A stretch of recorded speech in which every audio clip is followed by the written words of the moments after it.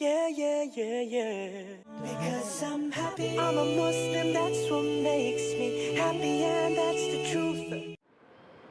Our beloved Prophet Muhammad ﷺ said, it's mentioned in Sahih Muslim, volume number 1, in the book of faith, hadith number 79, that the Prophet said, whenever you see anything wrong, the best is if you can stop it with your hand, you stop it with your hand.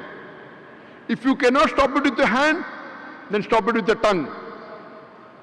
If you cannot stop it with the tongue, the least you can do is curse in your heart. And then you will be the lowest level of mu'min, the lowest level of believer. When you see something wrong, it's the duty of the Muslim. If he can, he should stop it with the hand, number 1. If he cannot, stop with the tongue. Ask him to stop that activity. If he cannot, the least he can do is curse in his heart, then he is the lowest level of believer, the lowest level of mu'min. According to the Quran, dawah, conveying the message of Islam to non-Muslim, is a fard on every Muslim.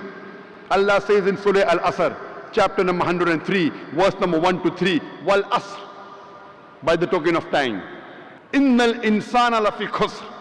Man is verily in a state of loss. Wal Asr, innal insana lafi khusr, illa allazina amanu wa amilu salihati wa tawasaw bil haqq wa tawasaw bis sabr. Except those who have faith, those who have righteous deeds, and those who exhort people to the truth, and those who exhort people to patience and perseverance. For any human being to go to Jannah, minimum 4 things are required according to Surah Al-Asr. Iman, that is faith. Amal salihat, that is righteous deeds. Watawasaw bil haqq, inviting people to truth. And watawasaw bis sabr, inviting people to patience and perseverance. And Imam Shafi, rahimahullah, he said that if this Surah Asr was revealed, it would have been sufficient for guidance for humankind. Imam Shafi rahimahullah, he said that if this surah was only revealed, this one surah of 3 verses would have been sufficient for guidance for humankind. It is so powerful. So if you want to go to Jannah, it is first you should do all 4 things. You may be a very good Muslim. You may be praying 5 times a day. You may have gone for Hajj. You may be fasting in the month of Ramadan. You may be paying zakat. But if you don't do dawah, if you don't convey the message to the non-Muslims, according to Surah Al-Asr, you shall not go to Jannah. Only dawah is also not sufficient. All 4 are equally important. Iman, righteous deed, dawah, watawasaw bil haqq, and inviting people to truth, and inviting people to patience and perseverance. If you don't do dawah according to Surah Al-Asr, you shall not go to Jannah. If Allah wants to forgive you and then put you in Jannah, if you don't do dawah, that's Allah's prerogative. Because Allah says in Surah Nisa chapter 4 verse 48 and Surah Nisa chapter 4 verse 116, if Allah pleases, He may forgive any sin. But the sin of shirk, He'll never forgive. The biggest sin in Islam for any human being is the sin of shirk, associating partners with Allah.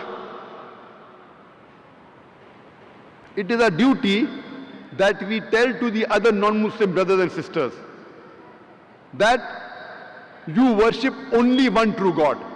And Allah shows you a way in the Quran, in Surah Al-Imran, chapter 3, verse 64, in how to do dawah, how to convey the message of Islam, how to do jihad, strive and struggle with the non-Muslims with the Quran.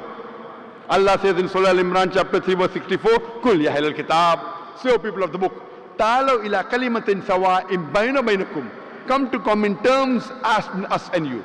Which is the first term? Allah na'budu illallah, that we worship none but Allah. Wala nushrika bihi shay'an, that we associate no partners with Him. Wala yattakhiza ba'duna ba'dan arbaban min dunillah, that we erect not among ourselves lords and patrons other than Allah. Fa'in tawallaw, if then they turn back, faqulu shahadu, say ye bear witness, bi anna muslimun, that we are Muslims bowing our will to Allah.